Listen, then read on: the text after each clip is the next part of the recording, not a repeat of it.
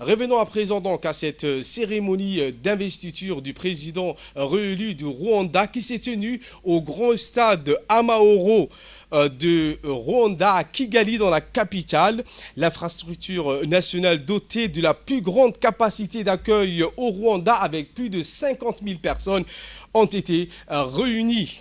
Outre le président djiboutien, une vingtaine d'autres chefs d'État et de gouvernement d'Afrique, dont la présidente éthiopienne, Madame Saïlé Work Zewde, le président somalien Hassan Sheikh Mohamud, le président kenyan William Ruto, le président sud-soudanais Salva Kiir, la présidente tanzanienne Madame Samia Suluhu, le président angolais Joao Lorenzo, le président de la République du Congo, M. Denis Sassou Nguesso, le président du Togo, M. Faure Gnassingbé, ont entre autres pris part à la cérémonie d'investiture du président réélu du Rwanda.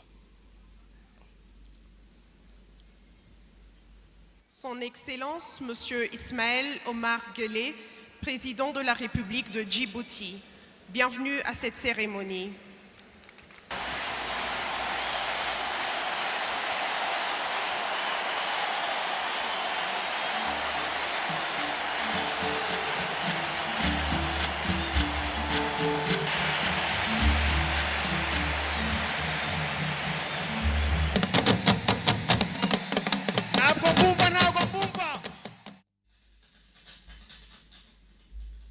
À son arrivée, donc, le chef de l'État au stade Amahoro de Kigali. Donc, il a été accueilli avec une aire d'honneur, une cérémonie qui a essentiellement été marquée par l'allocution du président Paul Kagame faite à la tribune. Il a dans cette intervention réitéré surtout sa détermination à concéder toujours la priorité de son action à la tête du pays à la poursuite des efforts au développement, a précisé le président Paul Kagame lors de cette cérémonie d'investiture. Au-delà, l'État rwandais a joint à cette cérémonie un nombre important de symboles donnant tous la pleine mesure de niveau élevé de fierté et d'attachement profond du peuple rwandais à sa volonté de vivre ensemble, à son unité et à sa cohésion nationale.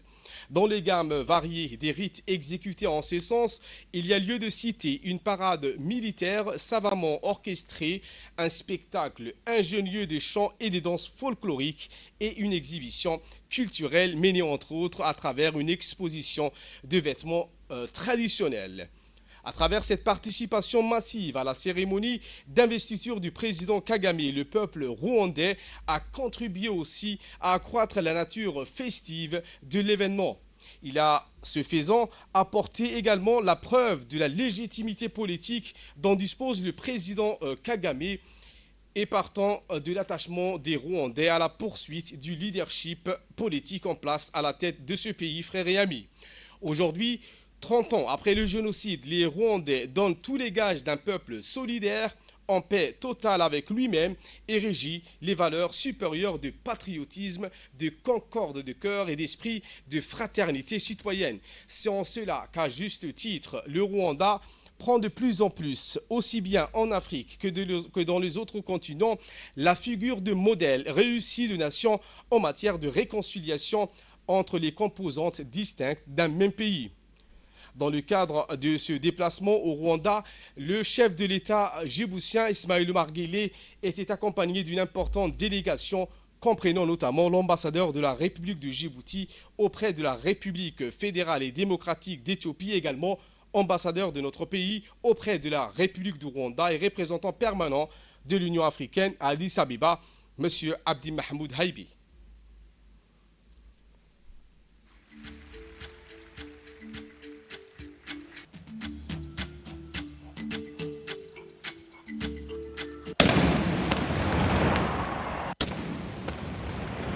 Number 5.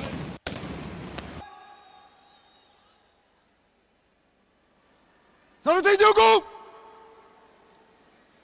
intwaro imbere.